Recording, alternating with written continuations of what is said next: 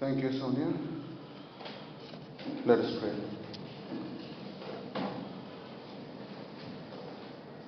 Blessed are those who are merciful, for they will receive mercy.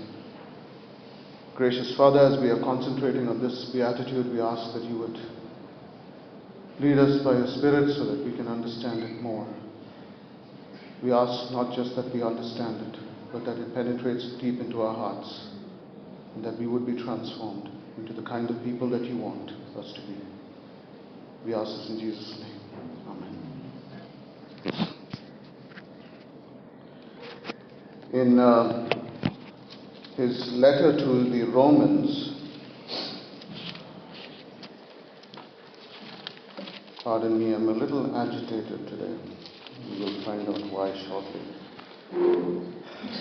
In the letter to the Romans, Paul writes, I am not ashamed of the gospel. It is the power of God for salvation to everyone who believes, for the Jew first and also to the Greek. For in it the righteousness of God is revealed through faith for faith, as it is written, the one who is righteous will live by faith.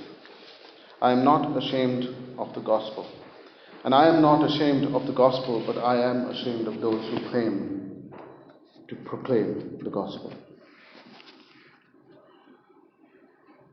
The past few weeks, if you have been following news about Jamal Khashoggi, I don't know how many of you have been following Christian channels. Let me just quote one prominent Christian leader. For those who are screaming blood for the Saudis, look, these people are our key allies. We have got an arms deal that everybody wants a piece of. It'll be a lot of jobs, a lot of money coming to our coffers. It's not something you want to blow up willy-nilly. Just to let you know who that is Pat Robertson, who heads the Christian Broadcasting Network. If any of us ever supports that network, we are supporting people who do not have mercy. People who put weapons ahead of a person's life. On the other hand, there are some bright notes. When Father Jorge Bergoglio was a parish priest, he met a mother with young children who had been abandoned by her husband. She had no steady income, and when the odd jobs that she would get were scarce, she would prostitute herself in order to feed her children and to provide for her family.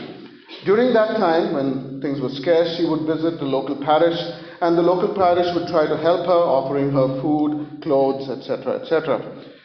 One day, during the Christmas season, the mother visited and requested to see parish priest Father Jorge Bergoglio. He thought that she was going to thank him for the package of food that the parish had sent her earlier. So he asked her, did you receive it? Yes, she said, thank you for that too. But I came here to thank you for something else, because you never stopped calling me Senora. Reflecting on this incident, he said, for her, the fact that the parish priest continued to call her Senora, even though he probably knew how she led her life during the months of scarcity, was as important, or perhaps more important than the concrete help that we gave her. If you want to find such stories and others, you can look up his book in The Name of God is Mercy. The Name of God is Mercy. Of course, if you're going to look at it under the author Father Jorge Bergoglio, you will not find it because he wrote it as Pope Francis. For some weeks now, we have been going through the Beatitudes in Matthew chapter 5, and these short sayings are according to Matthew how Jesus introduced his agenda. This is the first bit of teaching that we have in Matthew, and this is how Jesus introduces his agenda and the kind of kingdom that he represents. Each beatitude addresses one facet, one trait, shall we say, that Jesus says God looks upon with favor. And today we are looking at this fifth beatitude, blessed are the merciful, for they will receive mercy. When I last preached, that was I think 2 weeks ago, we looked at the third beatitude, blessed are the humble, I translated it as, for they will inherit the earth.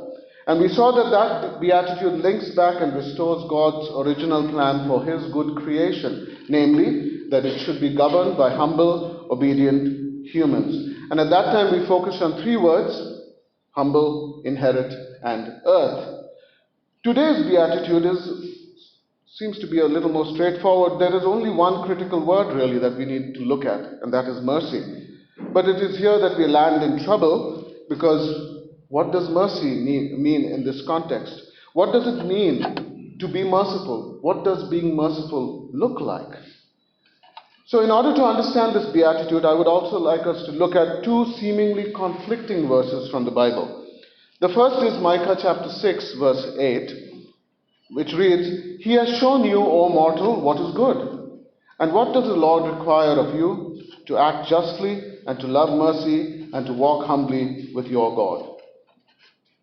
The second verse is James chapter 2, verse 13, which reads, "Judgment without mercy will be shown to anyone who has not been merciful. Mercy triumphs over judgment." The problem, of course, here is with the English language. The two words justice and judgment seem to have similar meanings. That's only in our minds, and that's because we have very few words starting with J. And so whenever we see a word that starts with J, and this one also starts with U also, so it's like two words, two letters consecutively the same, we start thinking in our minds that they may be the same. And so if we just had a superficial reading of these two verses, they may seem to be contradictory. But is that the case, is the question, yeah? It may be the case, is it? What do these two words actually mean? Justice and judgment. So, of course, it will not do to base our understanding on English, because none of the authors actually wrote the Bible in English. So, that's that. Micah was written in Hebrew and James in Greek. So, what were the words that they used, and what did those words mean in those contexts? The word that we find in Micah is mishpat. The word relates very closely to the judgment pronounced in a courtroom setting. In other words, mishpat could refer to the verdict in a courtroom case. It has other meanings, of course, just like any word, often referring to the statutes of God or to the ceremonial practices in the Torah. That tells you how wide a range of meanings this has. But by far the predominant meaning of mishpat is that of justice, the act of setting things right and of restoring things to a condition that is fair to all.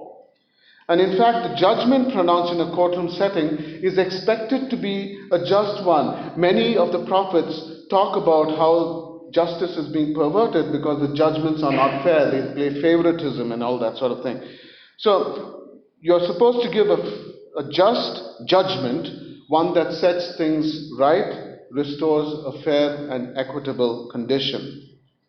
When you look at the Greek word that James uses, that's krisis, from which we get the English word crisis. The word crisis also often refers to a judgment or a verdict, but the underlying idea behind this word is that of a separation, a distinction, discrimination, not in the negative sense, but to be able to discriminate between things that are good and bad, that sort of thing. And that's precisely what a crisis is.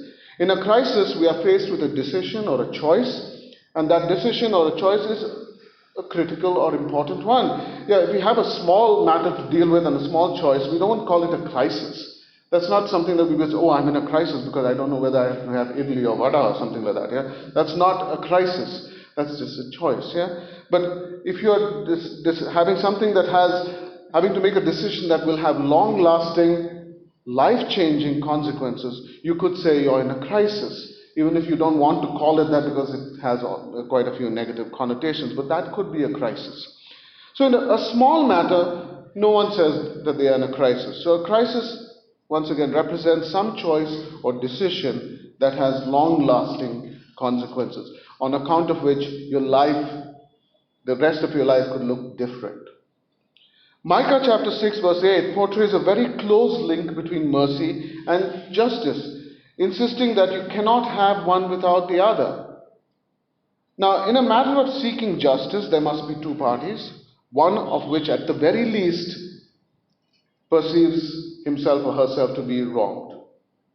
At times it may be that both parties perceive themselves to have been wronged, And when we seek justice, we want that wrong set right. That's the whole idea of seeking justice. That I have been, got a bad deal. I want things to be set right. That is what our quest for justice is.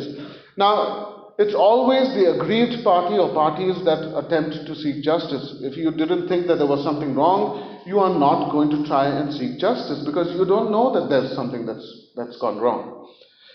But unfortunately, the line between justice and vengeance is extremely thin. And when we are hurt or think that we have been wronged, it is very easy to convince ourselves that we are seeking justice when in fact we have crossed that line and are instead seeking revenge.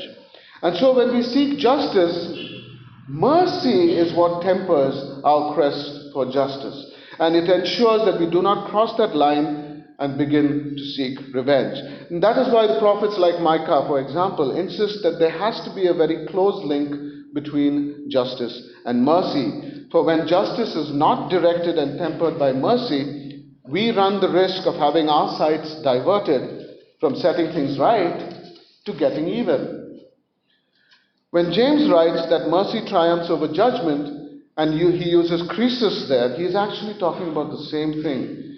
When we are wronged, we will quite likely feel the need to not just set things right, but also to ensure that it doesn't happen again.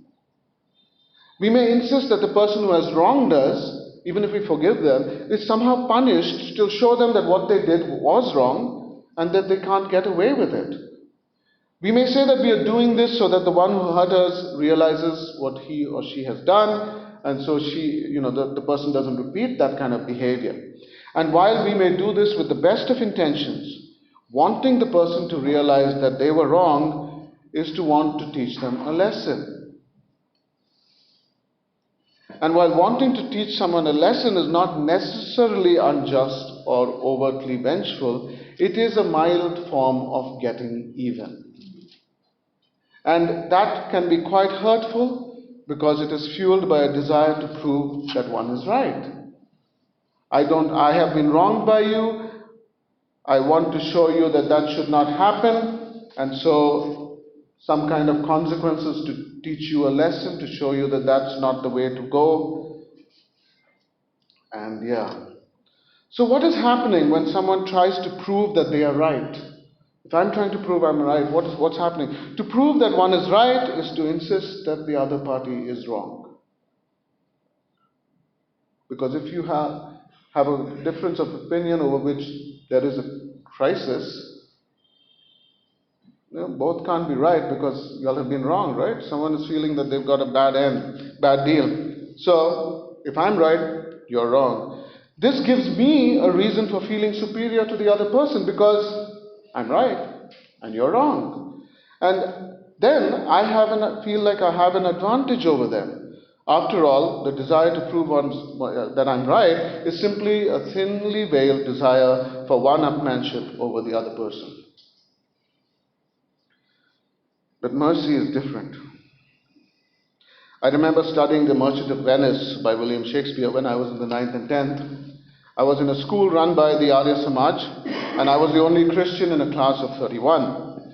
Ironically, when we staged the play in the class, I played Shylock, the Jewish antagonist in the play. And while I enjoyed the role and had Shylock has a few nice monologues to deliver, I envied the girl who played Portia.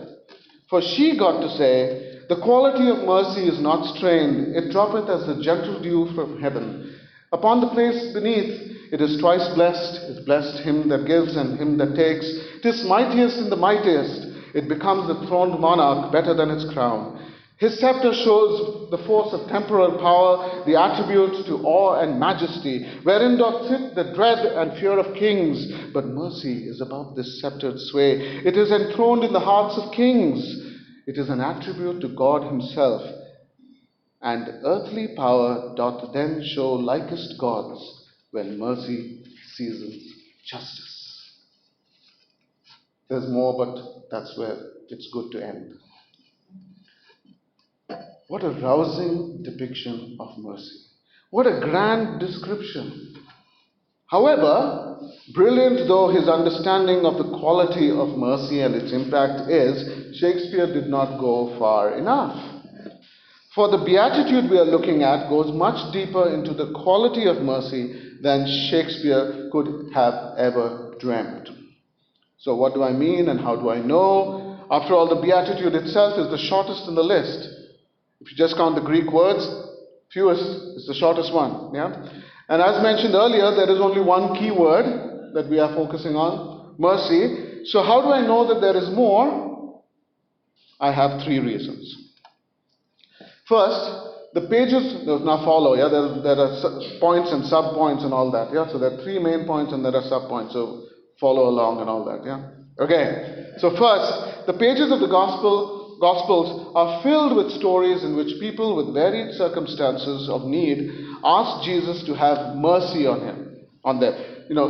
Son of David, have mercy on me. Lord, have mercy on me. Lots and lots of stories. Each of the Gospels has multiple occasions in which people have asked Jesus to have mercy on them. And Jesus, while he is helping them out, at times having to alter his schedule, at other times agreeing to touch those who were ceremonially unclean, never once hints that his response is not one of showing mercy.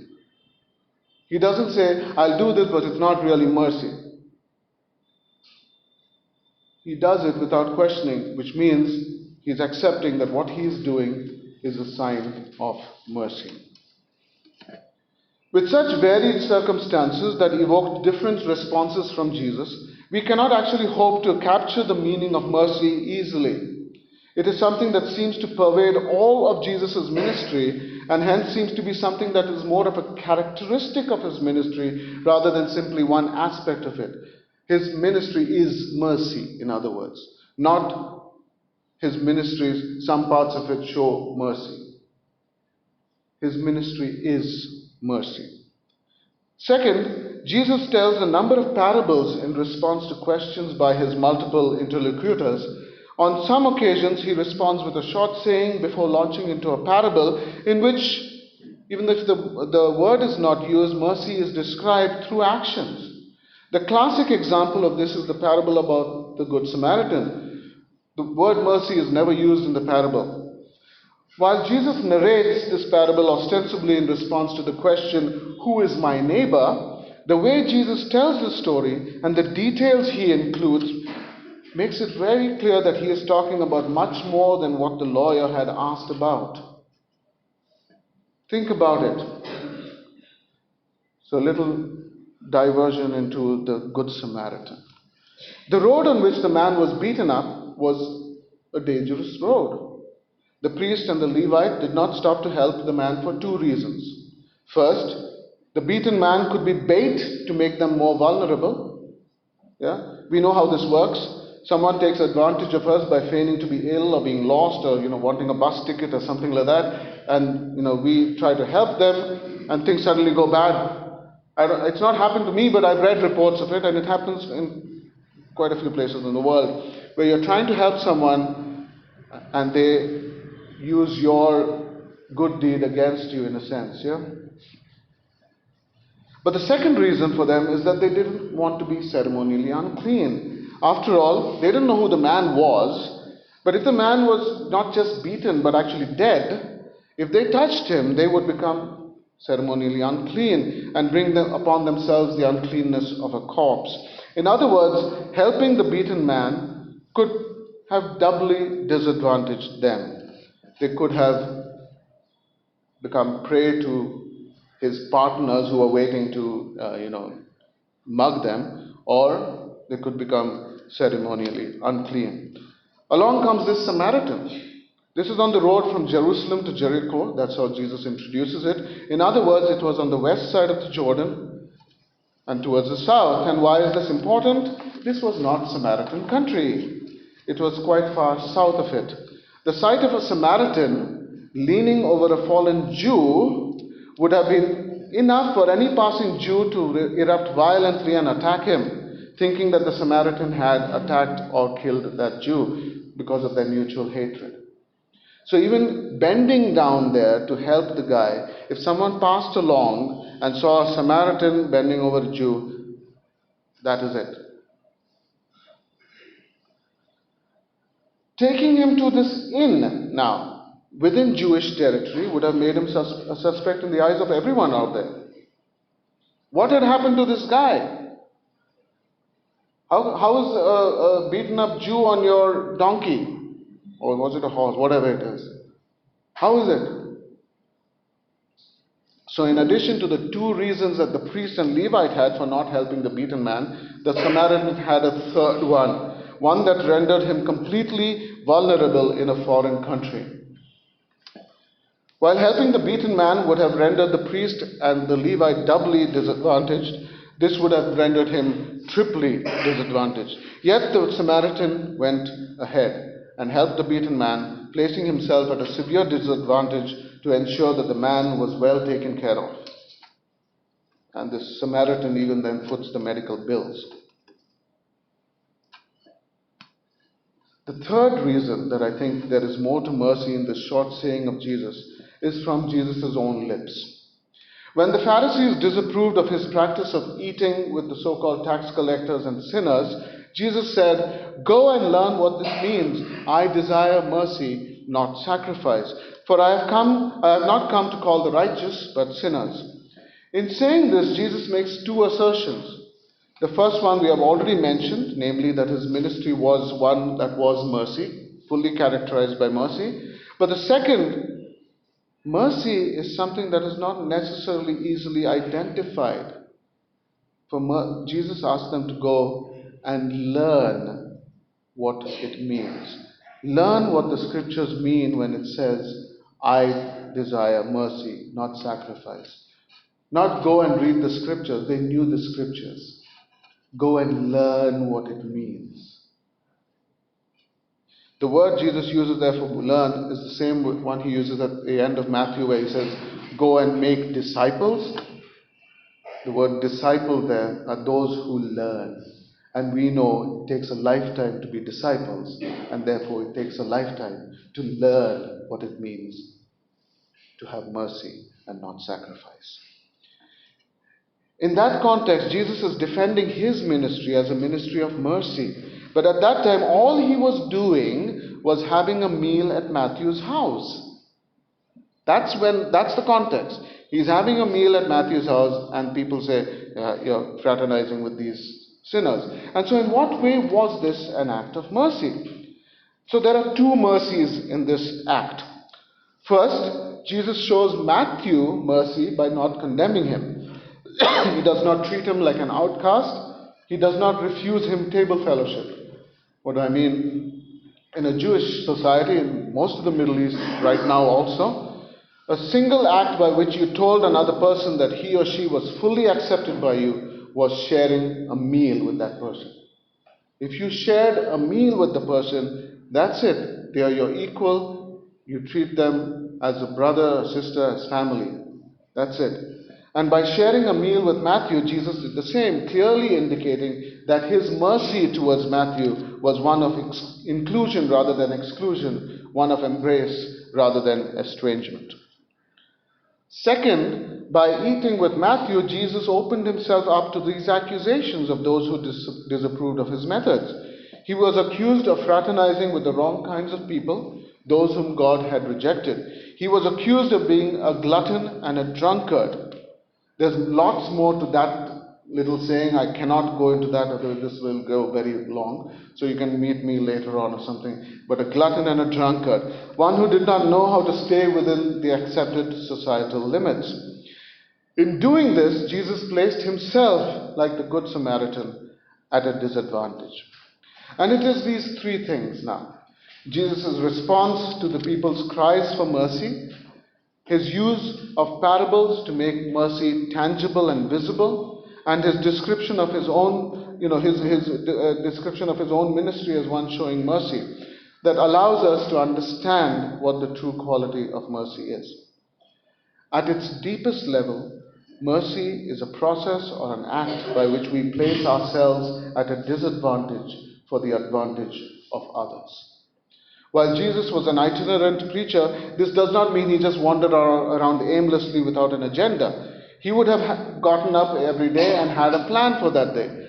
Okay, today I'm going to do this, today I'm going to go there, my disciples will follow along the way, I'll teach them that, whatever. He must have had some kind of agenda for the day. Yet on numerous occasions, he allowed others' desires for mercy to supersede his own plans.